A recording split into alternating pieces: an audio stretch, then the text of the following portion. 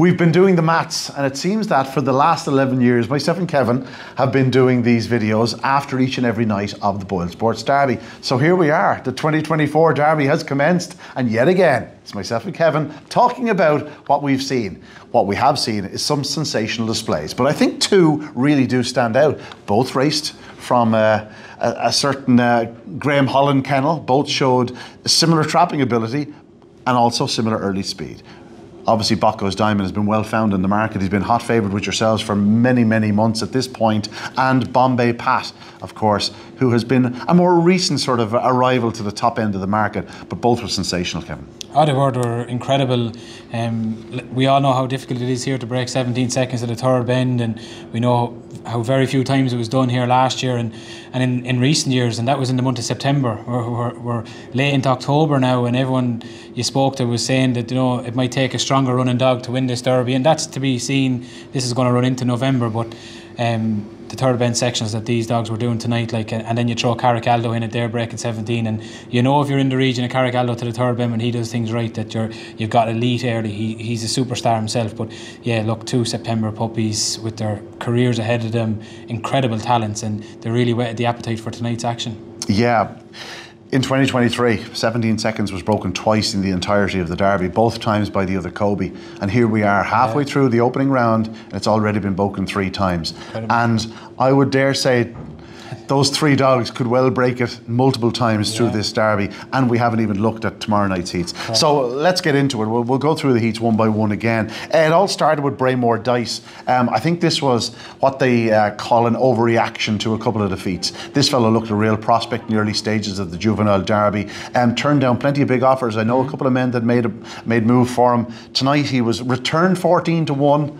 Like, that seems a touch of an overreaction to his recent form. Kusain Pickles was the hot favourite. She missed the kick. She found traffic on the opening corner. She actually ran well to finish 4th. She may well get through as a fastest 4th, but in truth, Braymore Dice, when he got on the bunny, we know he's a big, strong galloper. Like, he weighs 79 pounds tonight, but he actually races bigger. He looks like a bigger greyhound. The Foxy Devil did all he could to chase him home in second, but he was never getting to the winner. And Braymore Dice winning for MJ Corrigan, and 29.77, nice as you like, and he's into the next round. Yeah, look, he's a dog I'm a huge admirer of myself. Loved him in the Puppy Derby and his earlier career.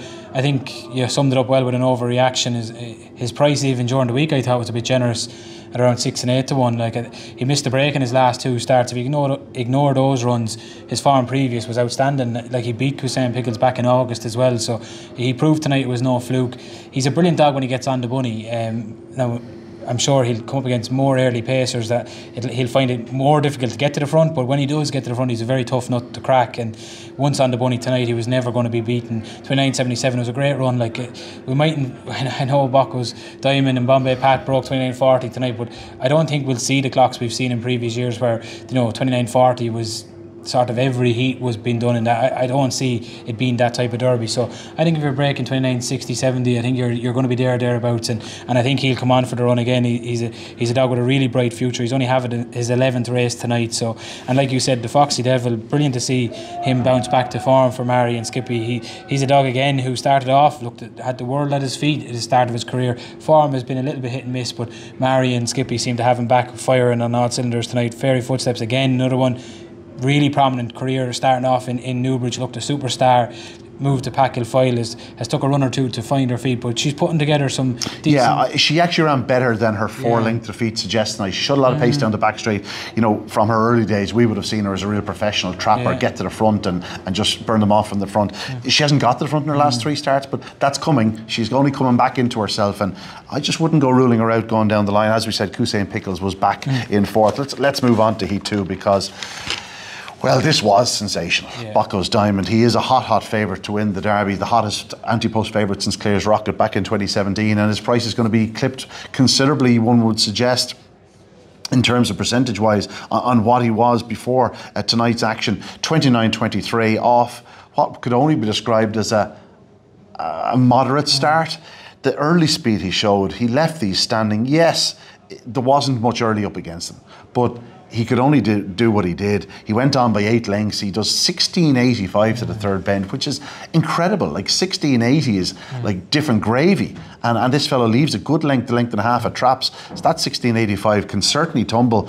And 29.23, like that's, like if he's doing that in 5 weeks' time, he's winning a Derby. Yeah, no, you can't fault him. It was a flawless performance. He's got everything. He's caught me by surprise because I was in Kilkenny when he ran into the race, and I know Kilkenny very that first night, I'd have taken 4 dogs ahead of him. Yeah, and it's not even how many dogs I'd have taken ahead of him. And what I mean by he's caught me by surprise, I thought he was a strong running dog. So did I that night. Now maybe it was Broadstrand Sid. Do you know, like what he's turned out to be, how electric he is to the third bend and things like that. And still the only dog to actually have beaten Bacchus Diamond. Correct, and maybe that's what sort of played with my mind, because now I'm looking at him doing 16.85 and you'd say, what's his main asset? Well, it's clearly the early speed that he has, not the trapping, but his brute early speed.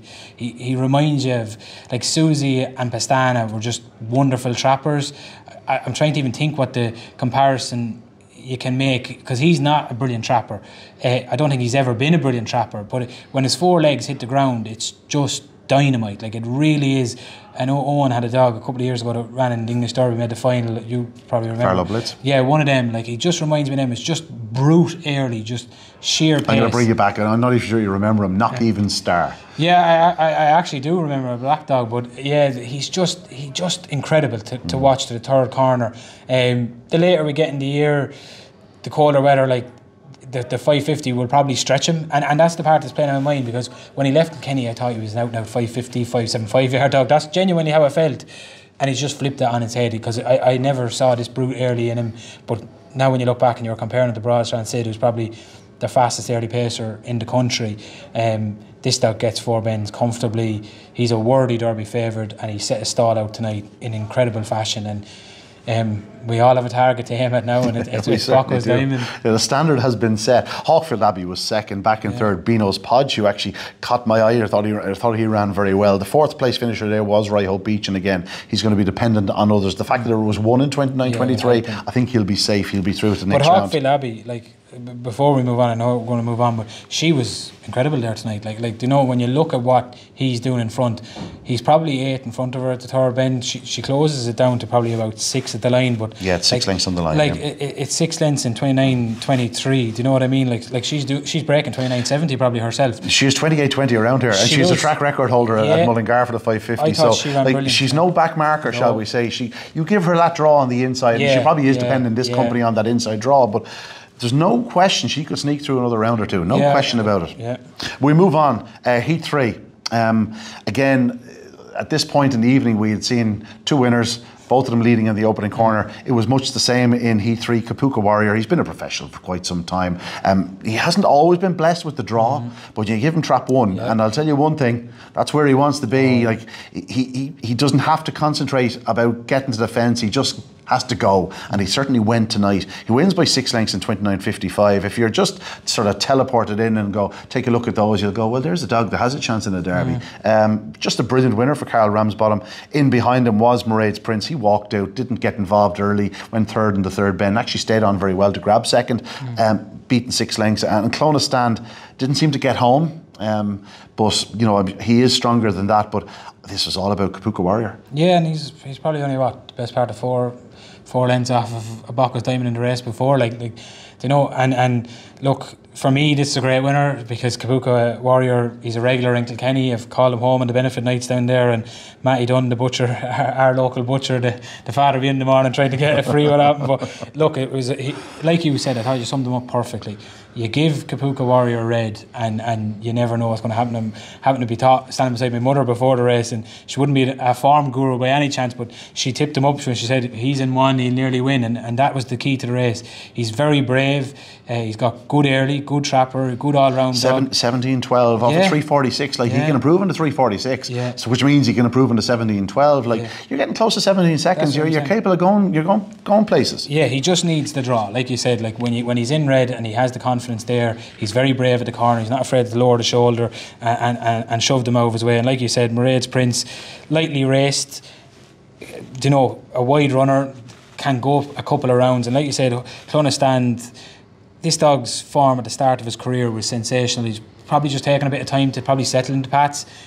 He's better than what his form suggests of late, and I'm sure Pat will get the key to him. And that dog, at the start of his career, was a really, really impressive sort. Yeah. I think there's a lot more to come from him when the penny does drop. We've yet to see his best at Shelbourne, but that's going to come. Like, it's not that he doesn't run the place, it's just probably the company he's keeping, to be honest. We'll move on to Heat 4. Well, we spoke about that 17-second barrier. Carrick Aldo had yet to race over 550 yards, but the way in which he ran 5.25, like, you wouldn't say he's a big finisher, but he was still going on the line. 29.42 here tonight. This was a race that was packed with talented trackers. Like, the rank outsider is Kilgraney Bulger, and yes, like, his form isn't sensational, but like, he's better than his form. So, like, this was a really deep contest. Carrick Aldo made light work of his task. I thought Check for Cash was very good in second. He's only beaten 4 lengths, and he just took a step off the fence, which I wasn't expecting. I thought he'd stay tight enough. He moved into about 2.5, trapped 3, but took maybe a light bump early, but the two of them just raced clear of the rivals. Evolution didn't get the flyer. We were expecting him to go up fast, but in truth, Carrick Aldo was just very, very good. 3:40, 16:92. Like, that's Derby form. Yeah, no, look, I'm stating the obvious here. Carrick Aldo, we know him for his sprinting ability, but to me this was one of the best early pace races of the entire first round. Like, you go through them: Check for Cash, Dale Road Devon, Get Up Me Lad, Evolution, Carrick Aldo and Kilgraney Bulger. Kilgraney Bulger probably not a brilliant early pacer, but the other 5 are early pace runners, and he was too clear to corner, like, do you know what I mean? And to do that in a race with that much early pace was what impressed me. And like you said, the step up to 550 always looked like it would suit him because of the extra 25 yards to the corner. The long run in Dundalk into the corner suits him. It's not like he blitzes everything out of the boxes and that's how he gets around in front. He's just another, like Bocco's Diamond. The starting isn't his strongest asset. It's that brute early speed. He showed it again tonight. I know Barry Call's been tipping him up, and rightly so. And off that 16.92, we know he's a competition dog. We know what he's capable of. He's more than capable of going through 6 rounds, and I'd like to be having Barry's docket on him. Of the dogs that ran tonight, I was mightily impressed with him. And he's exposed, obviously, but I really think he's going to suit this competition. Barry's not the only one with a docket on. Sure, I'm sure. 100 to 1. That'll do me. Thanks very much. I don't have any of them. Check for Cash was in second, and Dale Road Devon back in third. He's still obviously a project dog. Like, he's still so young. He won his first 6 down Tralee. Like, these are far deeper waters, and we've yet to see him get a start in Dublin. When it happens, there's a run in him. He can run, this dog. I thought it was brave for them to throw him in. There is only one Derby, and it generally is a young dog's game these days. It was brave to throw him in. He is a dog that can progress. He'll need to. He's beaten 12 lengths tonight, but there's better there. Yeah, no, but he looked a front runner below on Tralee like that. He had to. And Check for Cash was straight into his road as soon as he came out of traps. But even to get up for third, I thought he was brave. Like, there was a couple of them there around the bottom bend when you're looking back, like, for third. And I always like that in an early pace type dog, that when it doesn't go right, can they battle? Will they be brave? And he was, for a lightly raced dog. He's in shrewd hands, and he'll pop out a night, possibly even next week, at a big price in a nice heat. And don't be shocked if he goes round the bend in front and comes home in front. Yeah, there'll be no shock. Just before, like, people may be watching this after the second night has been run, and it is set to be rainy tomorrow. It's supposed to be windy, so any of the 4th place qualifiers here, however slow they are, they have a chance of getting progress, because obviously 18 of the fastest 4s will get through. You'd expect a few slow ones tomorrow night if the rain comes. On to Heat 5, and you look at the bare form and you go, short head, 29.50, 7 Beach. I'll tell you what, he had to win this twice. He had to burn off Droopy's Metaphor, and then he had to hold a Lucky Julie. I thought it was a great run. I thought it was a sensational run from second. Oh my God. Jerry Mealy, he's some man, isn't he? Like, this lady hasn't been seen since Dead Heating in the Oaks final.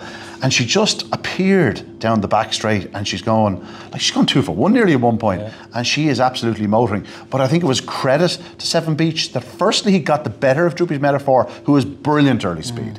And once getting the better of him, he had to stay wide. He took him off the second bend. He burnt him off down the back straight. And then to have to win it again by holding a Lucky Julie, I thought it was a great display by first and second. And I thought Droopy's Metaphor, I'm pretty much on record. I think he's calling for oxygen off the last bend. He's only beaten 2.5 lengths in his short head. He stayed a bit better than I thought he might. It's the further rounds that'll catch him out, but yeah, let's talk about the front two. 7 Beach and Lucky Julie. Yeah, incredible performance, and I would throw Droopy's Metaphor into it, because Seven Beach broke well. He's got fair early now. Like we've seen the battles he had here at Bock. He did a 3:36. Yeah. Like we haven't been seeing anything going close to 3:40. Never mind into the 3:30s. And for him to do 3:36 is flying. And Druby's metaphor got up his inner at the corner. Like that's some early. Like that's incredible. I know he fades out of it coming home, but like if you've got a Bocco's Diamond, a Carrigaldo, a Bombay Pat, you want to get in front of the first bend. Yeah. You don't want to, like Sir Droopy's metaphor, on your inside, because he's got that brute early. Well, when I was sort of talking about Carricino earlier in the year, now obviously things have gone wrong with him. Yeah. Like Robert was saying to me, wait till you see his brother. Okay. And that's metaphor. Yeah. Now he obviously is just a fraction short, but who's to say? Who's to say what might happen? But he does have the early speed. But again, Seven Beach got the better of him. Look, Seven Beach, Jennifer, I remember him running. I remember her running him in the unraced in Kilkenny, and I don't even know if he won the night that I saw him running. And I rang up and made inquiries. Didn't happen, but he's always been. I'm a massive fan of the dog. I get a man to make inquiries too. Yeah, I don't think he ever really gets the credit he deserves. He's only a handy little dog, and he never runs a bad race. His form sort of went off, I think, earlier in the career. I think his form this year is far more consistent and he's just grown up, and he's a man. That's it. Like, and he like he's competing with the best. Like, you look at his card, or the form that's even on his card. Like the last 5 races he's been running with Bocco's Diamond, Way Bonny Lad, the Foxy Devil. Like, he's running in the best of the company, and he's had 29 races and 10 wins. Like, that's some strike rate for a dog who's been competing at the level he's been competing at. His 29.18, I think, is still the fastest of the year thus far at Shelbourne Park. I think he just doesn't have the sexy profile that some people like in a dog. Like, he's not overly big, and he but it would be no surprise to you or me if he was in Trap 6 of the Derby final. I would not be one bit surprised. And on what you said, like, the eye was taken out of your head by Lucky Julie. Like Jerry Amelia, like, he's an incredible man with a greyhound. He genuinely is, like, Hall of Famer. Unbelievable. I remember when I first started getting involved in looking at buying dogs.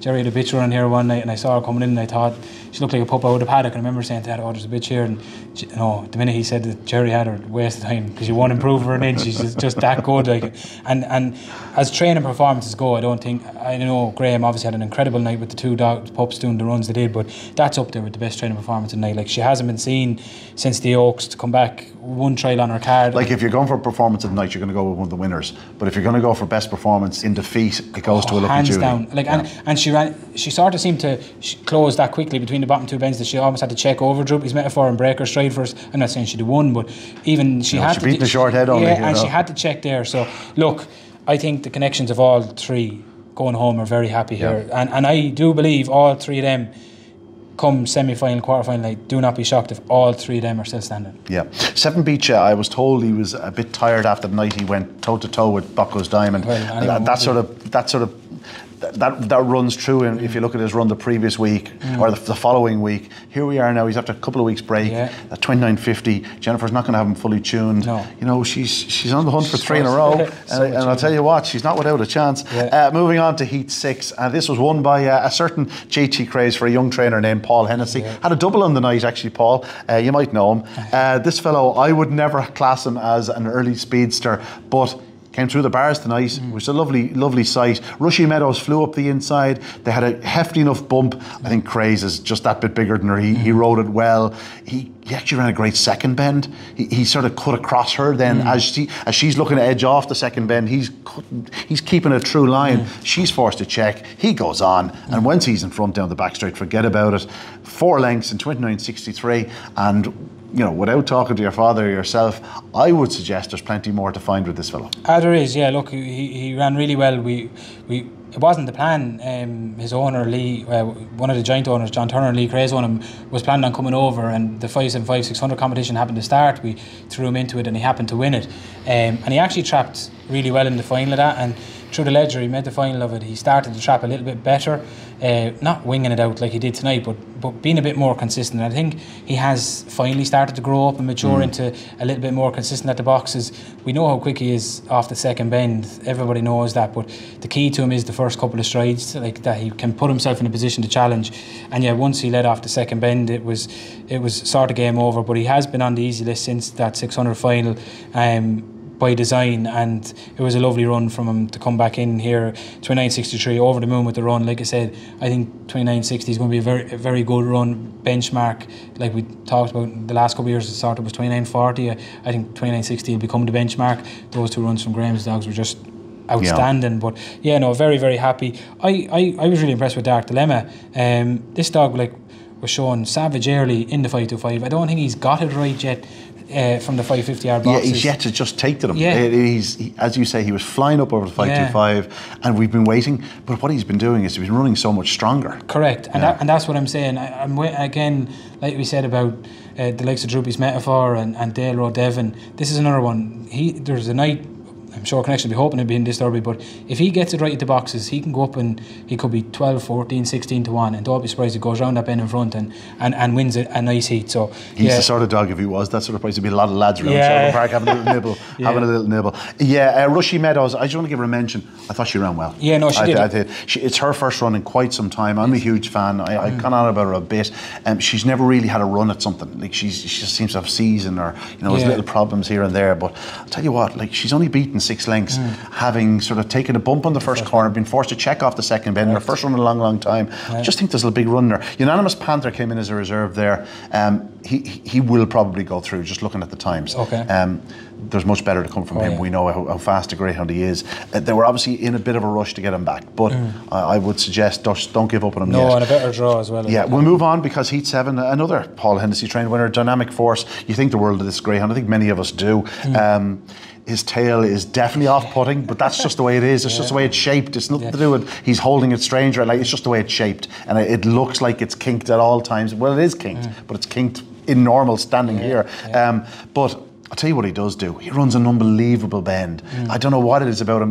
You don't think he is because of the tail, but you look at it, he goes into the bend, he's wedged in between YI Bonnie Lad with Up Front Magic just marginally in front of him, and all of a sudden he emerges off the second bend and he's a length or two clear, and it just quickly put the race to bed. He drifts off the last bend a little bit, but like he's only coming from Cork. It's his first run in Shelbourne Park in quite some time.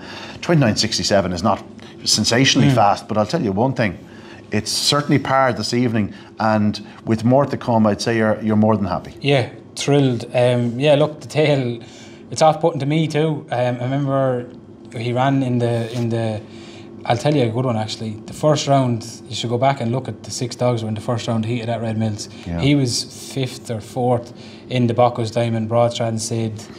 They were all in the one heat.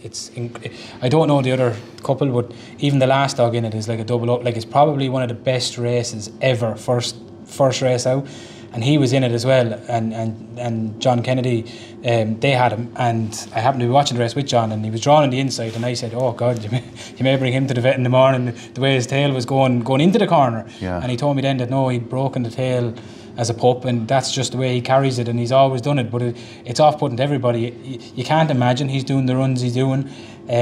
We purchased him after a couple of sprints in Dundalk. John Kennedy was going to the Bar 1 sprint, and we continued down that path, and he's just improved and continued to improve. He's definitely staying a bit better, and I'm over the moon with his run there tonight. His first run in Cork, when he went down to Cork, his first race in Cork wasn't outstanding, and it was the second and the third ones that and I think he is that type of a dog. It was the same in Dundalk. It took him a race or two to really find his footing in it, and look, we all saw the rain that fell Laurel's final night. He wasn't doing a whole pile between then and now, and I'd expect him to come on from the run, but look, he's a very, very young dog. His strike rate now is above 50%, and we think an awful lot of him. Like, he's bred in the purple, good news out of Portumna Marina, and hopefully he can continue to do that. But like you said there, I think YI Bonnie Lad took a step back in the right direction, showing that early pace. Up Front Magic coming in as reserve, ran a mighty race to be huge second. Race. Huge race. He flew to the corner. Yeah, some early. And was holding them into the bend, only he's on the outside. And then he started to come back a bit at Dynamic Force. Yeah, I thought it was a big run. Like, this is the dog that won an 8-3 last time out. Like, and here he is in Derby Company, and looking like he's holding his own. He's only beaten 2.5 lengths and been forced that a little bit wide. No, a big run, and back in third, as you say, YI Bonnie Lad. We'll move on to Heat 8, and this was won by Magic Magical Sapphire, but this was one of those heats where any one of them could have won around the third or fourth bends. They were piling up. Like, if you look at the race, you'd say, oh, if Magical Sapphire hadn't won, she was a bit unlucky. Superfast Gordon certainly hit a couple of pockets. He was a bit unlucky. I'm not sure he wants to be that far in anyway. High View Splash was always going to make life difficult for him early, and that's exactly how it happened. But if you look where Superfast Gordon is looking to go off the last bend, he's swinging wide. Undulation, like, she found some traffic spots and whatnot. Tinahu Papone set a strong gallop, and they just run into him at the wrong time. He's a bit unlucky. Extra Gain has finished like a train, and High View Splash just doesn't quite get around the corner. It was just one of those races. It's a messy affair, but Magical Sapphire, she's just running very, very well for Pat Guilfoyle. I thought the two bitches ran very, very well. Magical Sapphire and Undulation, as I said. Superfast Gordon looks very unlucky in the run.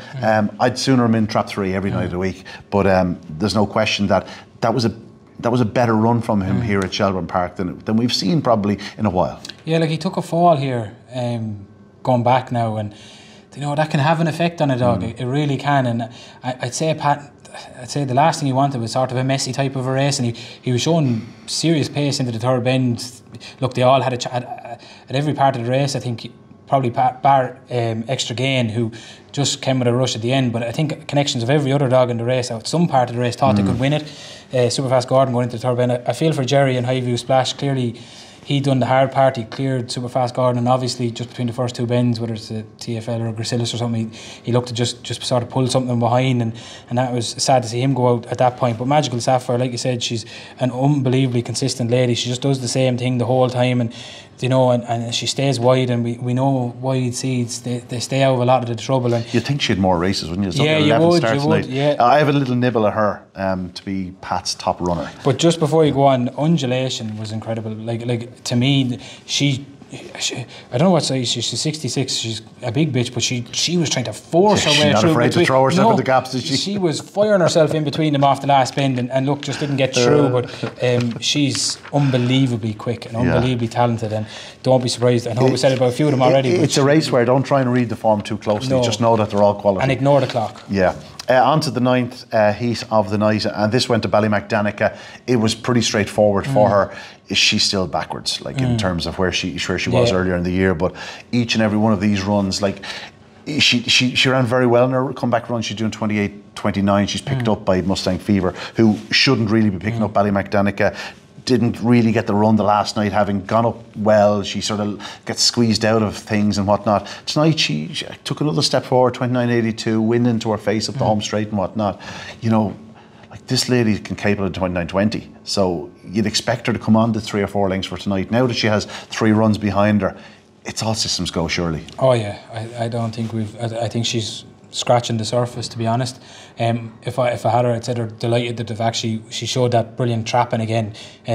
She didn't trap particularly well last week, but she really did on her comeback run, and she done it again tonight. Like, she put the race to bed in the opening strides. Another race where I'd ignore the clock. Like, 29.82 is not a reflection of Ballymac Danica's ability in the closes either, as the 17.30 when she starts like that. I'd say she's probably at about 50-60%. I'd say she's only coming to hand. They obviously probably had to rush things a small bit to get her ready for the Derby. They obviously wanted to get a couple of races into her, and it's all prepping that way.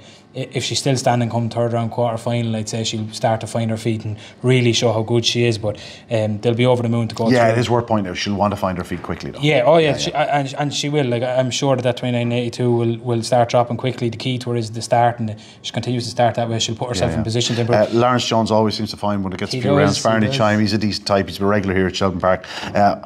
I don't think Lawrence will mind me saying, I don't think he'll be winning any Derby. Robbie's Galaxy ran a remarkable race. He's absolutely broadside in the corner. He was a dog that I had sort of tipped up as the value selection in the race.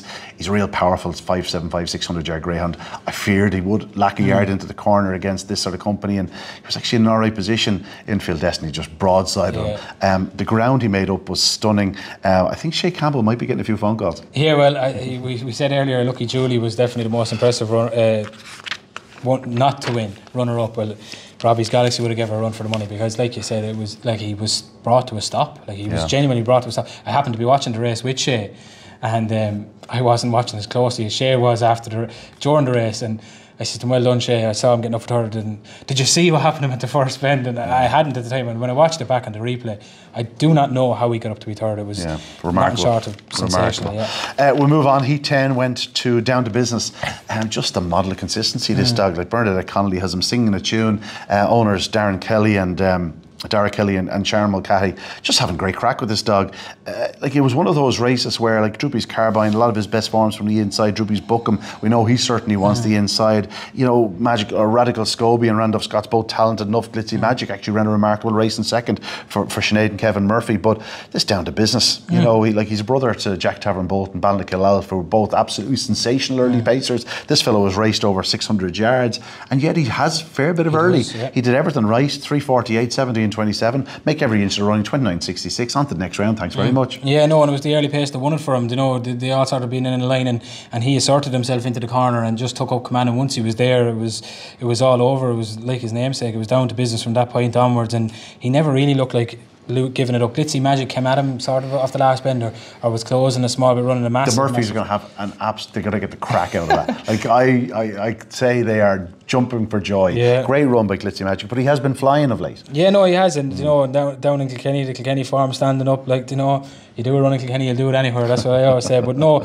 look, all the eyes for the parish, huh? Yeah, exactly. All the eyes would have been drawn to the inside couple of runners, but Down to Business and Glitzy Magic, there was no fluke about this, and the time is good as well. 29:66. There's nothing wrong with it, and they'll go on into the next round, and I'm sure they'll be delighted. Absolutely. Moving on, he's 11, and this was won by Tarzan Masai, a dog we have both liked for quite some time. I think Jeff took his time with this dog. Showed glimpses of real promise early in his career, and just went quiet for a while. But for the last, we're talking now 5 or 6 weeks, he has been nothing short of top class around here. You know, the fact that he's beaten 7 lengths by Bombay Pat, you know, it doesn't look too bad now. Like this was a race packed with quality. Really, perhaps one of the best races of the entire opening round. Callaway Kinagare has been disputing favouritism and now was clear second favourite prior to tonight for the Derby Glory. He's just a bit worrying now what's happened in the last 2 nights, the 550-yard run-up. He's going to need to either be sharper in the early stages or find a way to turn closer. He actually ran very hard to qualify in third, but that's not Derby winning form. Bubbly Shadow was the one that really put it up to Tarzan Masai in second. I'm sure his new owners are more than delighted with him, formerly known as Merit's Inclusion, of course. But yeah, a lot to like about Tarzan Masai. Jeff Parnaby has this fellow singing a tune. We're talking about the 3:36 at Seven Beach. 3:33, like that is otherworldly these days. They just don't get near that. 17:03, 29:52. There's just a real solid nature to this dog. He does everything well. He just powers into the corner. He's good down the back. He stays.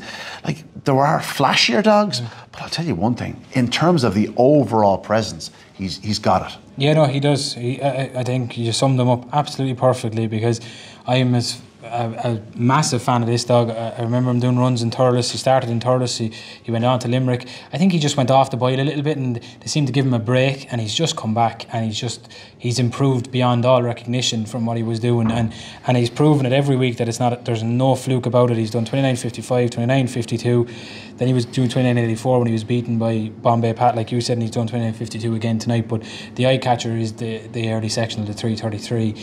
I'm not saying he's Logel Blake, but he just has that sort of look about him that he just, you know, whether it's because he's a black dog running from the outside, but he just has that, you know, good trapper, great early. Like he's doing. Tommy Lyon's always that type of dog, a dog that does everything right. Isn't sensational everything. He always compares him to Mal Brandy. Who is that sort of like a brother to Paradise Madison. He was just good everywhere, and that's what Tarzan Masai is. Maybe with a bit more early, which is never a bad thing. No, and like, look, if you take, like, we'll do well tomorrow night to break the 2 sections of Bocco's Diamond and Bombay Pat and Carrigaldo. But like, if they were running tomorrow night and done their runs, and we just have, like, we'd be talking about that 17:03 is how impressive. Well, 17:03 would have been faster than any dog did in about 3 or 4 of the rounds last year. So you know, it's in comparison. Bubbly Shadow ran a big race in second. Callaway Kinagare got up for third. Yeah, he's run incredible. He's run incredible to qualify. Like, he's a dead dog running basically off the first bend, the position he put himself in the heat that he was in. I'm not saying where he was, he can't pass dogs, but like when you're facing into the back straight and you have House Martin, Bocco's Crystal, Bubbly Shadow and Keefel Maverick ahead of you, and you have to pass at least 3 of them to qualify, the chance, like, he's a million, you know, and he's done that as a young dog. the concern is the long run to the bend, the early pace. You look back at that Puppy Derby now, he was able to lead in it. I can say it because we won that Hello Diego in it. He's not brilliant to the corner either, but you'd sort of look now and wonder how much early was in it, you know. But he's going to have to improve. If he's going to win a Derby, he'll have to improve early. He has the gears, he has the engine. He's done too many runs out there that we know he has. But to even qualify tonight was outstanding. There's not many dogs would have qualified, but if he's going to win it, he has to go to the corner. But he's in the right hand, so. Yeah, Heat 12 was like one of those races where you go, God, like it's a legends race. This, you know what I mean? Like Ballymacfin, High Trent, Clonladuke, two classic winners and a Derby runner-up. Like they're a class. It was a class field. The Bull Falcon was installed, a pretty hot favourite. But you know, I was willing to oppose him tonight because you're taking on three professionals there in terms of some one of them is going to get loose, and the Bull Falcon's then dependent on trying to get that run, not even just into the corner but into the third bend, because like Ballymacfin and Clonladuke or High Trent, whatever was in his way, they weren't going to be giving him an inch. As it happens, it was Clonladuke that turned back the clock. He hasn't been seen in some time there. They had to nurse him back to fitness, and you know, a couple of 1871 sprint trials. You knew he was going to blow up a bit tonight. He did. But I'll tell you what, he ran hard to that third bend. He put some distance between himself and his rivals, and while he did tie up a little bit, I think they will be more than encouraged by this. The Bull Falcon came from out of the clouds to grab second, but that's what he does. Like, he's 600-yard record holder here for a reason. He's a monstrous engine, but again, he's going to be caught out earlier in his races. No, Clonladuke, just brilliant. Unbelievable run. Really was. Like, he's a dog that he's just such a good competition dog. It doesn't matter the track, doesn't matter the country, doesn't matter where you run him, what trap you give him, he's just going to perform. He's always been that way. He's so professional. Like, he's had 31 starts here, not factoring his UK runs, and that's his 20th win. You go back and look at the races that he's running. Like, he's never lining up in a mini open or you know, like a double open race, a lesser race. He's in the best race nearly every night, the biggest competitions, and to have a strike rate that good, it's a credit to all connections. And Graham has done a brilliant job on getting this dog back. And I know you might say he blew up a small bit, like, and it was very small, but like, he looked like the Clonladuke of old to me. The Bull Falcon mightn't win too many races, but I'll tell you what he'll do. How are you going to knock him out? How are you going to knock him out? But I'll tell you what he'll also do. He'll knock out a lot of big names. Because he'll be the dog arriving, picking up the dog that didn't get to the front, and they're trying to cling on, and all of a sudden the Bull Falcon comes from 5 behind him off the third bend to beat them on the line. Like, that's the sort of dog he is. I have to mention, That's It Jack, obviously track record holder Limerick. He probably should have been in the original draw, but I know Liam Cahill was keen to get him in.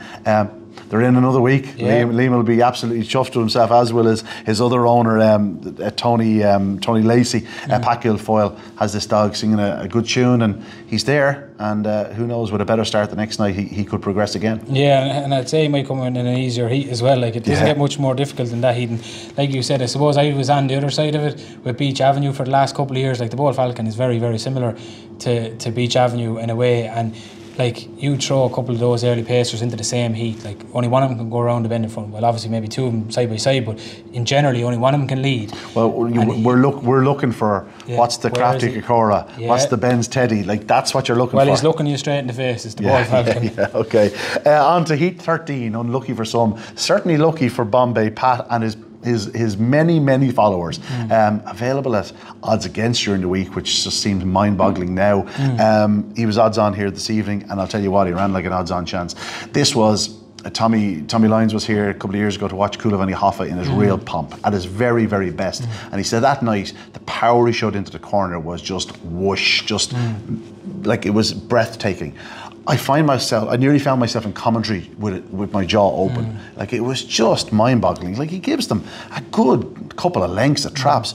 He goes around them like they are running in quicksand. He is clear by the corner. By the third bend, he's in a different parish. And while his stride shortens up the run-in, 29.34, 16.93 to the third bend. Like, in the 3.46 probably isn't even his. I know that was the leading split.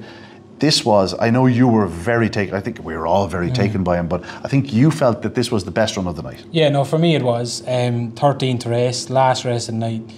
I know conditions weren't brilliant earlier on, but like, obviously they were tougher come that obviously stage. It has to be, like, you know, it just simple facts, it has to be. We're getting later into the night, and the caller is in the kennels all night, everything.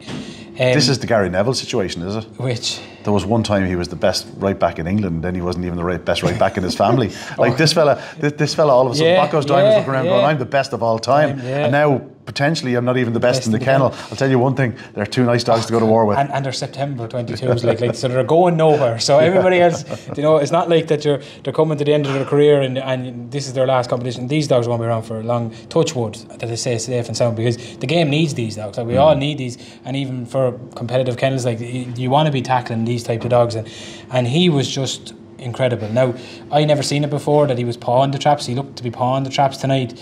He's not a trapper. No, he's Sadly, never flew out. not. He's never flew out, but like, I don't know. There's smarter people than me. Probably have sectional clocks from the winning line to the second bend or whatever. I'd say if you threw Carricaldo, Bucko's Diamond himself in it, I'd say he's probably the quickest. Just to my eye and opinion, it is only opinion, but he looked like a type of dog who'd do 2070 around Dundalk tomorrow.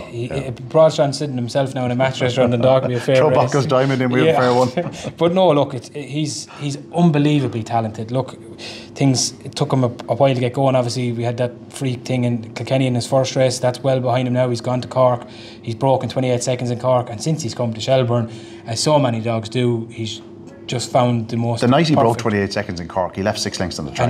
I know, it's scary. Like, and Cork, I know he wasn't seated wide down there, but like he's just come here and it's just he's taken to it like a duck to water. I don't think there's a track that suits a dog more perfectly than him. And to me, he's my idea, the dog that everyone is going to have to be. Carmack King, Hour Cracker, you know exactly what you got. I think I will say for Carmack King, taking out how far he's beaten by the winner, like that was a real good heat. And I know, unfortunately for Coulivan, he got turned over the corner. But he ran on though. He galloped on, thank God. Yeah, thank God. Yeah, but Carmack King, his form at the start of the year, I'm sure at some stage he must have been favourite for the Derby. Now you know he was very close to favouritism, sort of right in the summer. Only for the fact that there were liabilities. Okay. I think the Bull Falcon was nearly favourite at that point. So he because he was punted big at his early stage in his career. And then you had the likes of Bucko's was just starting to poke his head in at that point, But I think that I just haven't seen much of him lately. And last week he did a terrible run around. But I thought that was.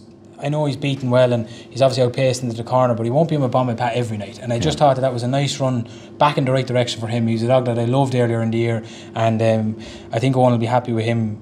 Despite being well beaten on tonight's run, and I think it was a step back in the right direction for him. He's probably still one of the faster qualifiers. Yeah, just given the fact. That's it, 13 heats. We're not going to ask Kevin his Derby winner just yet. We'll actually let him see the remainder running on Saturday night. Don't know when you're watching this. Maybe Saturday's already taken place.